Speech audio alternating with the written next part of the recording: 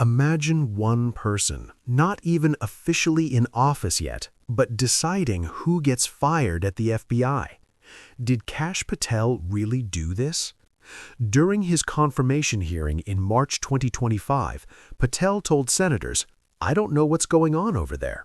He claimed he had no involvement with the FBI before taking office. But whistleblowers described a very different picture. According to their testimony, Patel was holding meetings, issuing directives, and influencing firings, all while he was still a private citizen, and he was doing so with no official authority. When Senator Dick Durbin confronted him with this contradiction on October 7, 2025, Patel's defense only raised more questions instead of providing answers. Senate Judiciary Committee hearing room.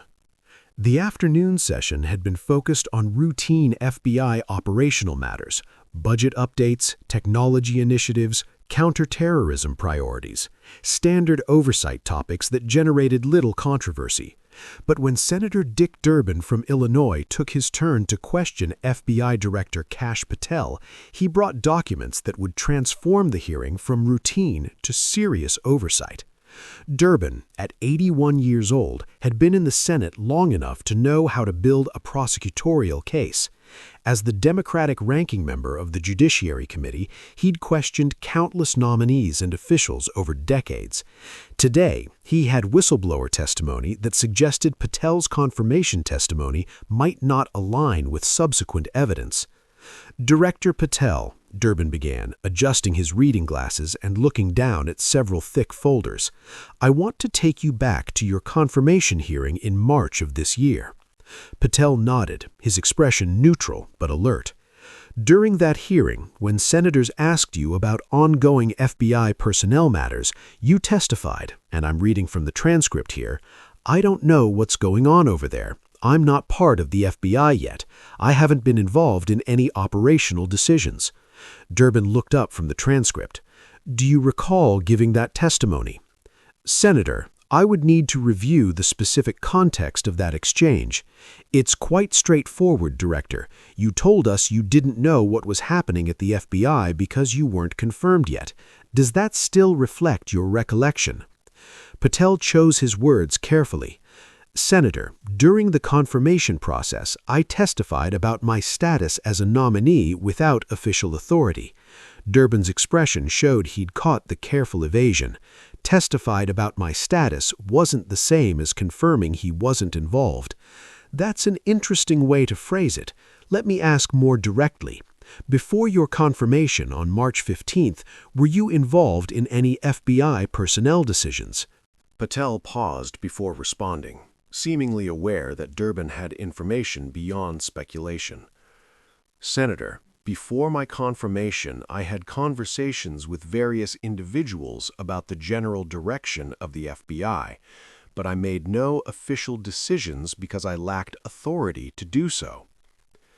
Durbin pulled out another document, this one marked with official congressional committee stamps. "Director, I'm holding testimony from 3 FBI officials who came forward as whistleblowers. These are career employees, not political appointees.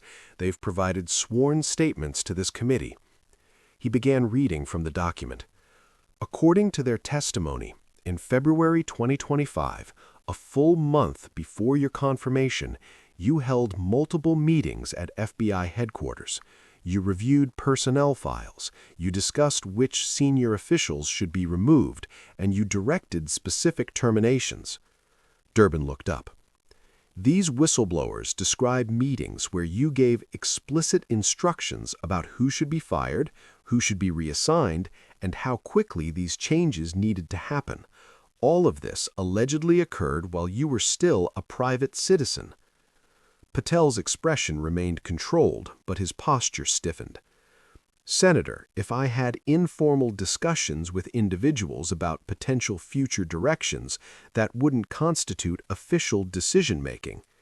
"Director, These weren't described as informal coffee conversations.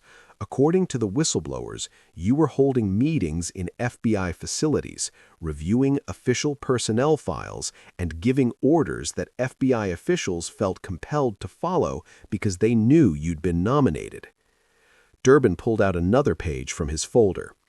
One whistleblower specifically describes a meeting on February 18, 2025, where you allegedly reviewed the files of 12 senior officials and said, and I quote, "These need to be gone before I'm confirmed." Were you at FBI headquarters on February 18th? Patel paused before responding, seemingly aware that Durbin had information beyond speculation. Senator, before my confirmation, I had conversations with various individuals about the general direction of the FBI, but I made no official decisions because I lacked authority to do so. Durbin pulled out another document, this one marked with official congressional committee stamps. Director, I'm holding testimony from 3 FBI officials who came forward as whistleblowers. These are career employees, not political appointees.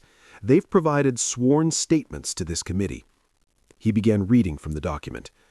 According to their testimony, in February 2025, a full month before your confirmation, you held multiple meetings at FBI headquarters. You reviewed personnel files, you discussed which senior officials should be removed, and you directed specific terminations. Durbin looked up. These whistleblowers describe meetings where you gave explicit instructions about who should be fired, who should be reassigned, and how quickly these changes needed to happen. All of this allegedly occurred while you were still a private citizen. Patel's expression remained controlled, but his posture stiffened. Senator, if I had informal discussions with individuals about potential future directions, that wouldn't constitute official decision-making. Director, these weren't described as informal coffee conversations. According to the whistleblowers, you were holding meetings in FBI facilities, reviewing official personnel files, and giving orders that FBI officials felt compelled to follow because they knew you'd been nominated. Durbin pulled out another page from his folder. One whistleblower specifically describes a meeting on February 18, 2025, where you allegedly reviewed the files of 12 senior officials and said, and I quote, "These need to be gone before I'm confirmed." Were you at FBI headquarters on February 18th? Patel consulted briefly with his attorney before responding. Senator, during the transition period, it's common for incoming officials to have discussions with agency personnel. I'm not asking about common practices, Durbin interrupted. I'm asking if you directed personnel decisions before you had legal authority to do so. Senator, any conversations I had were preliminary in nature and didn't constitute official actions. But FBI officials acted on those conversations, didn't they? People were terminated in late February and early March based on discussions you had before your confirmation. Doesn't that raise questions about the nature of those discussions? Patel's response was defensive. Senator, if career FBI officials made personnel decisions during that period, those were their decisions, not mine. I had no legal authority to order anything. Durbin leaned forward. But that's exactly the concern, Director. If you gave directions without legal authority and FBI officials followed those directions because they knew you'd soon have authority, that raises questions about the confirmation process.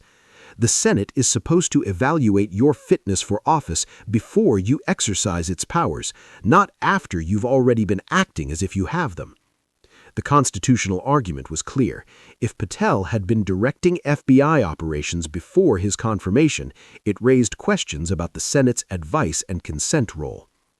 Senator, I understand your concern about process, but I want to be very clear.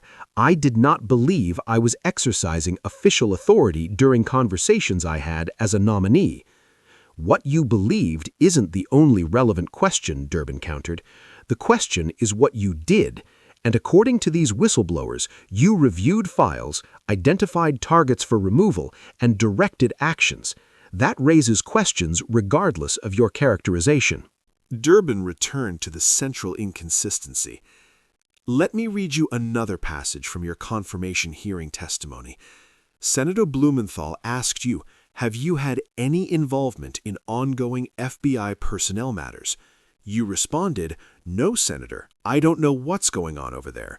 I haven't been briefed on personnel issues. Durbin set down the transcript. Director, if these whistleblowers' accounts are accurate, if you were holding meetings, reviewing files, and directing terminations in February, then that testimony appears inconsistent with their description of events.